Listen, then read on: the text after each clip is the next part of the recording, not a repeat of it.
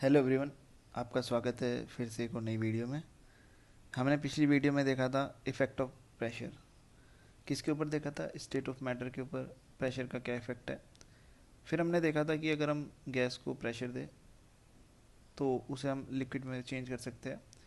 इसी के साथ हमने ड्राई आइस का कॉन्सेप्ट देखा था, जिसमें हमने गैस को प्रेशर दे के सॉलिड बना दिया था, जिसे हम ड्राई आइस बोलते हैं। सॉलिड कार्बन डाइऑक्साइड था वो, लेकिन हमने उसे सॉलिड कार्बन डाइऑक्साइड था, या आप बोल सकते हो, हाँ वही बोल सकते हो आप, कार्बन डाइऑक्साइड का ice form.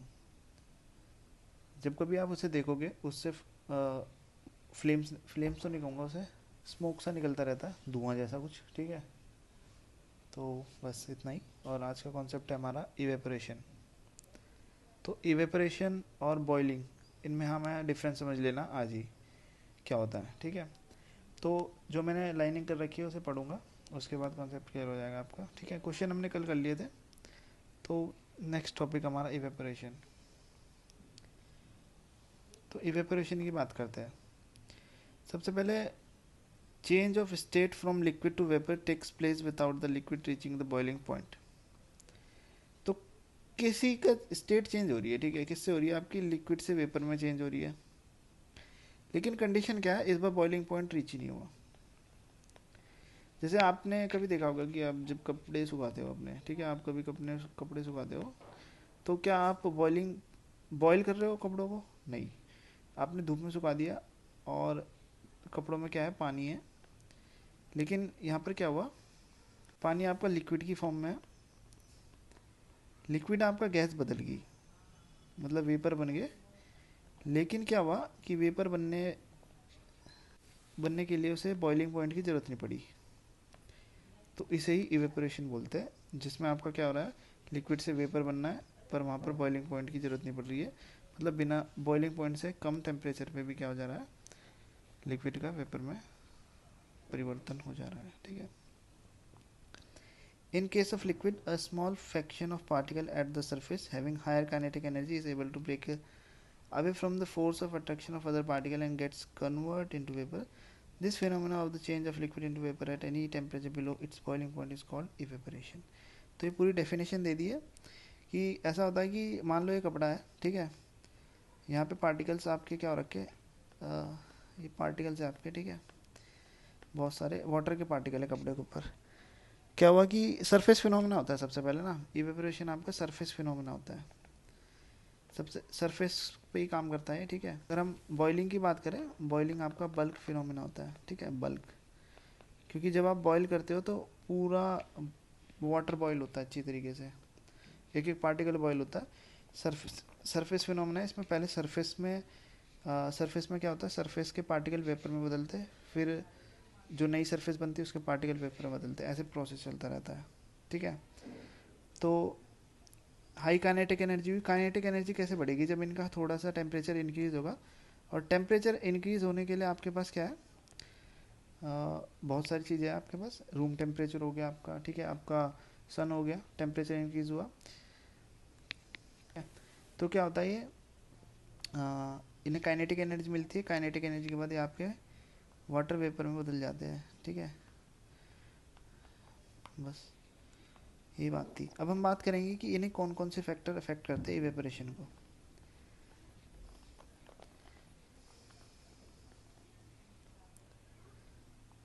Factor affecting evaporation, तो यहाँ पे एक एक्टिविटी दे रखी है, ठीक है, एक्टिविटी पढ़ लेते हैं डायरेक्ट, इसमें कुछ बहुत बड़ी बात नहीं है।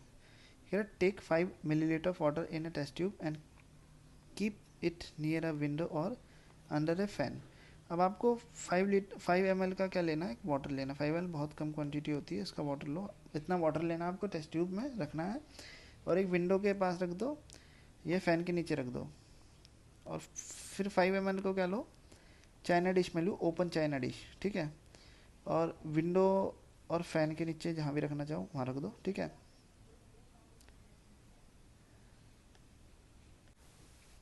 तो फिर आपको कुछ ऑब्जर्व करना है, वही ऑब्जर्वेशन का खेल है।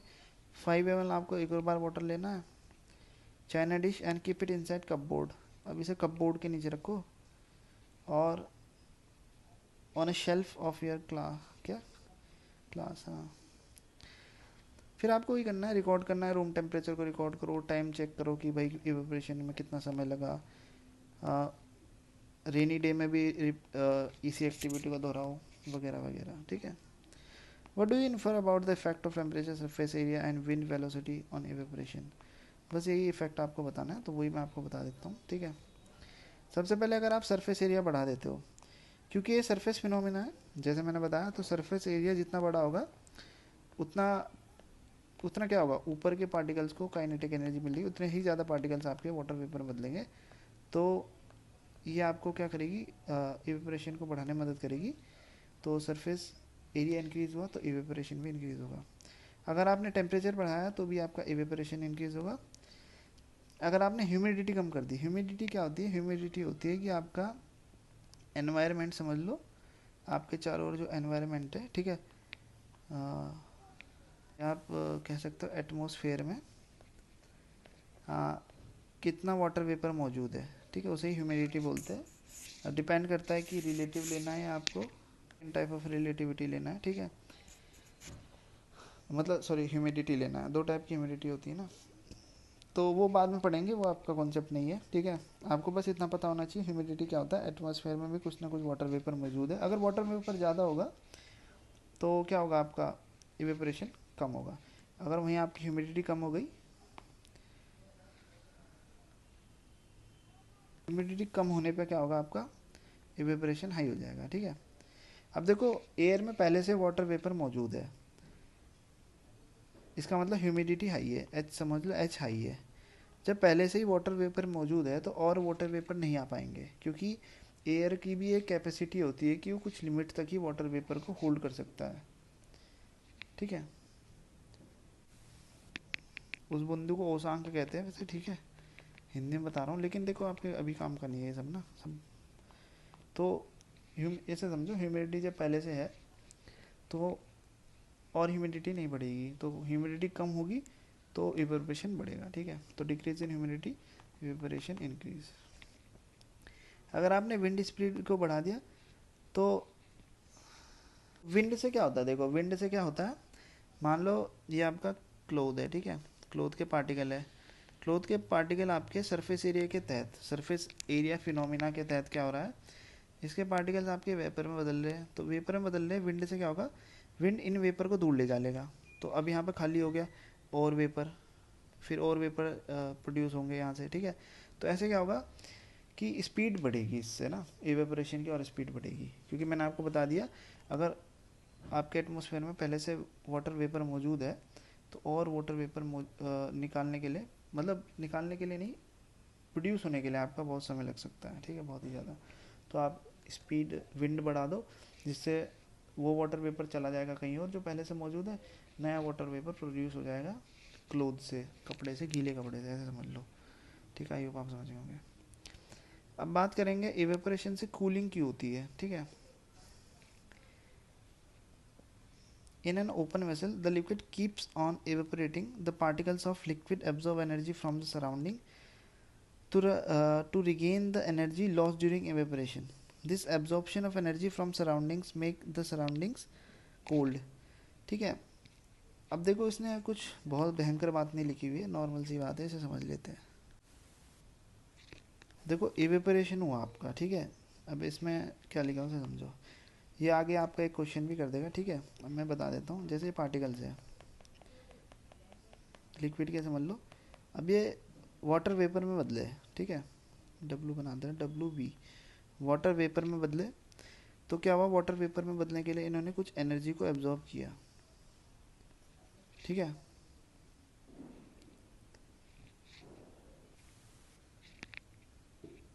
तो एनर्जी एब्जॉर्ब कर ली, ठीक है। इसी एनर्जी एब्जॉर्बशन की वजह से क्या होता है कि जो वाटर वेपर है वो, मतलब इसी एनर्जी एब्जॉर्बशन की वजह से ये क्या करता है, वाटर वेपर सराउंडिंग को कोल्ड बना देता है, ठीक है, क्योंकि एनर्जी एब्जॉर्ब करिए ना, तो एनर्जी कोल्ड बना देता है सराउंडिंग को, ठीक है। अब ये देख लो, ठीक है।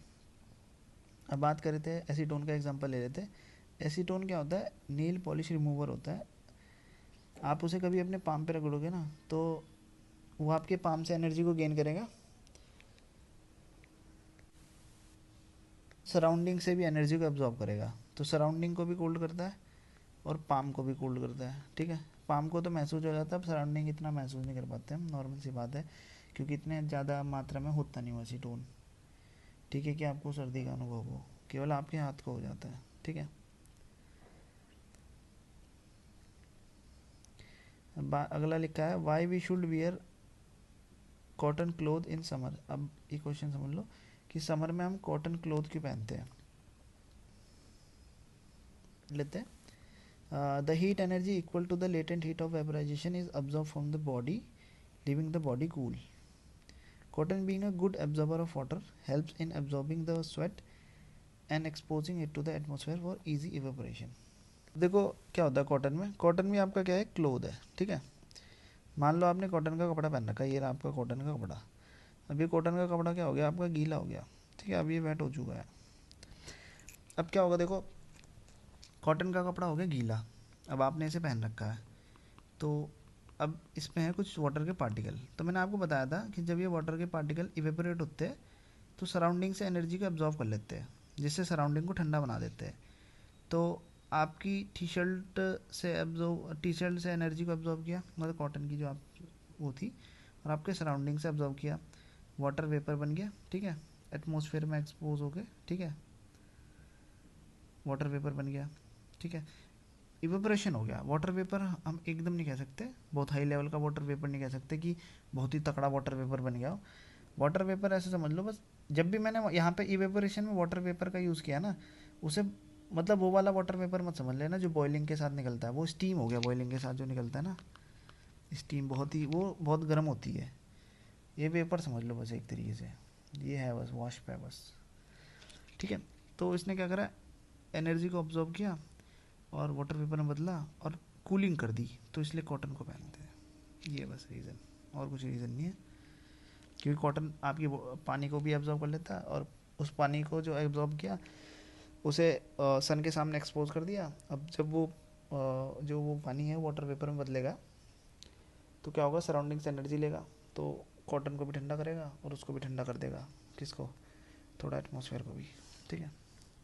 लेकिन एटमॉस्फेयर पे फ़र्क नहीं पड़ेगा, लेकिन हमें फ़र्क पड़ेगा क्योंकि हमने पहन रखा है उसे।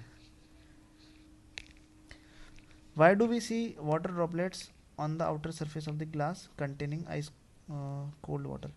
तो मान लो ये गिलास है, आपने इसमें बर्फ़ वाला ठंडा पानी रख दिया, तो इसके बाहर हमें ऐसे वो दिखने लग जाते हैं छोटे छोटे से, वो क्या बोलते हैं उसे, वाटर ड्रॉपलेट से। ऐसा क्यों होता है, देखो